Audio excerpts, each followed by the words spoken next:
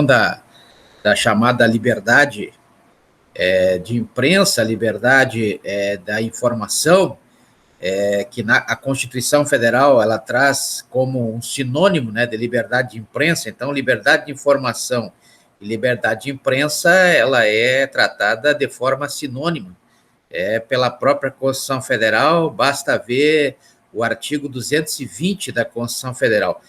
O interessante é que essa atividade ela é tão importante, embora aí tenhamos algumas restrições, por exemplo, como prevê o Decreto-Lei 972 de 69, lá no artigo 4º, inciso 3º, que exige, por exemplo, a carteira de habilitação, coisa que já caiu por terra na decisão jusrealista, uma decisão do STF, no recurso extraordinário 511.961, onde o STF decidiu que não há necessidade de alguma formação, de algum registro, para que se possa exercer essa atividade ou esse mistério de jornalista. Então, vejo que temos aí essa matéria jornalista, inclusive, ela constitui exceções, né? Exceções ao direito de imagem, né? Desde que a matéria seja de cunho de interesse público ou mesmo em local público, né, uma instituição pública, e tem aí a conotação geral de ser uma atividade voltada exatamente para fins científicos, ou fins didáticos, ou fins desportivos, como é o caso dos jogadores de futebol, por exemplo, com direito à imagem lá do artigo 87A da Lei 6.000, a Lei 9.615, né? Lei 9.615 de 93, essa lei de 98, 9.615 de 98, é uma lei que traz aí no artigo 87A, é tão sério que, na verdade, existe aí essa ponderação, quando não há o pagamento aí dos 3 meses de direito de imagem, pelo que prevê o artigo 31 da mesma lei 9.615 de 98, o jogador está dispensado aí para procurar. Mas não é o nosso tema de hoje. O nosso tema de hoje, exatamente, quando determinada matéria ela for de interesse público ou em um local público, né, uma instituição pública ou coisa que o valha, desde que tenha esses fins, né, o fim didático, o fim científico, o fim desportivo e o fim jornalístico, ela poderá ser usada tranquilamente. Por que pode ser assim? Na verdade, a importância da atividade se verifica exatamente nessa decisão jusrealista, nesse recurso extraordinário 511.961, que traz aí uma prevalência, né, uma prevalência desses interesses, desses direitos de informações. Então, os direitos, esses chamados direitos de personalidade, melhor dizendo, né? O que são os direitos de personalidade? São exatamente os direitos de liberdade. Que liberdade?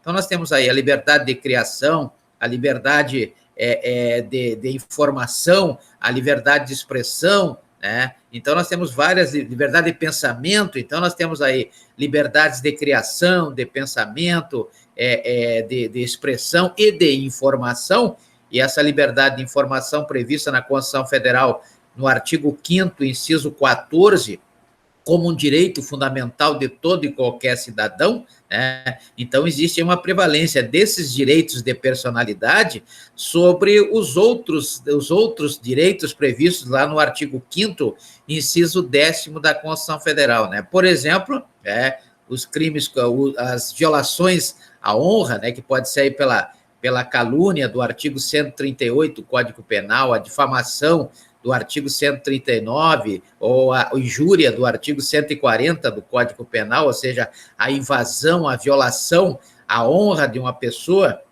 Também temos aí a violação à intimidade, né? E violação à imagem, como acabei de falar, violação à vida privada. Então, são essas violações aí que caracterizam exatamente o direito à personalidade. Só que o direito à personalidade, que é a liberdade de imprensa, por exemplo, o direito à informação, ela é maior, ela prevalece sobre esses interesses.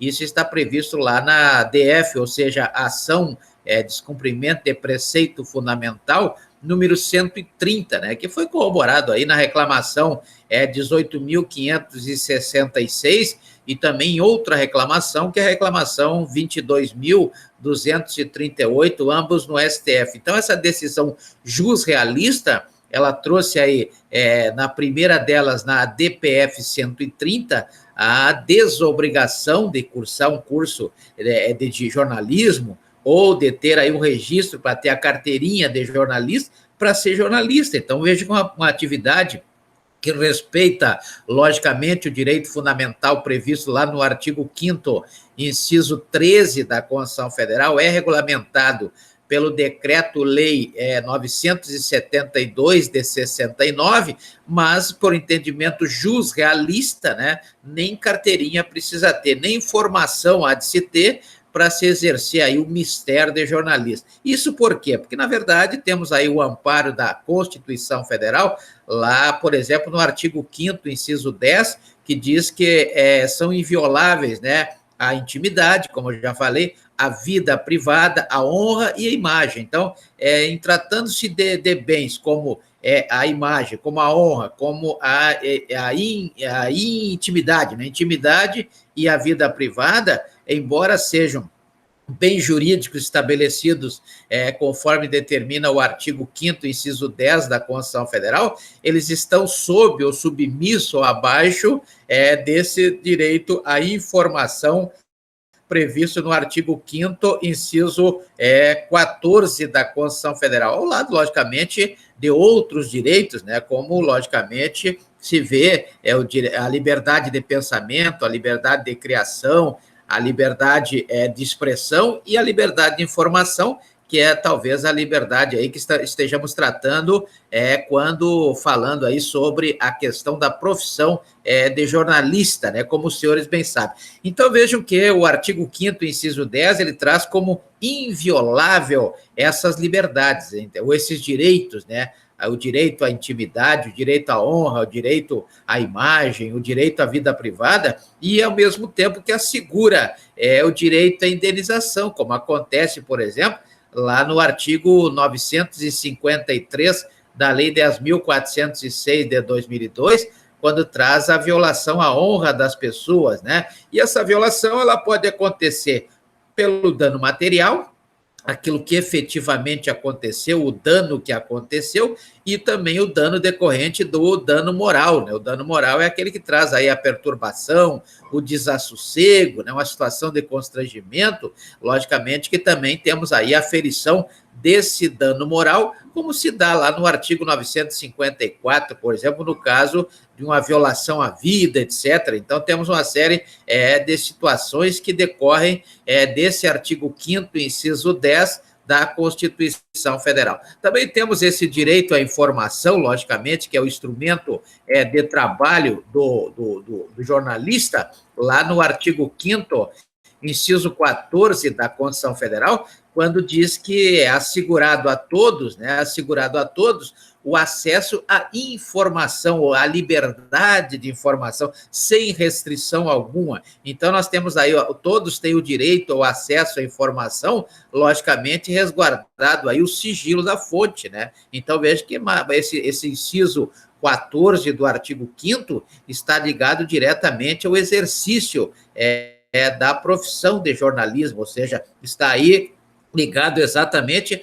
a essa necessidade de ter alguém para repassar as informações, alguém que vai trabalhar em função desse repasse das informações. Então, quando for necessário o exercício profissional dessa profissão de jornalista, lá do Decreto-Lei 972 de 69, haverá, então, logicamente, assegurado aí o acesso à informação, a qualquer tipo de informação, e resguardado, conforme for o caso, o sigilo da fonte, ou seja, sempre resguardado o sigilo da fonte. Então, esse é o artigo 5º, inciso 11 da Constituição Federal. Tivemos uma interessante decisão jusrealista, né, como já falei, lá na DPF 130, ou seja, praticamente a extinção da lei 5250 de 1967, que era a chamada Lei de Imprensa, né? Então foi extinta aí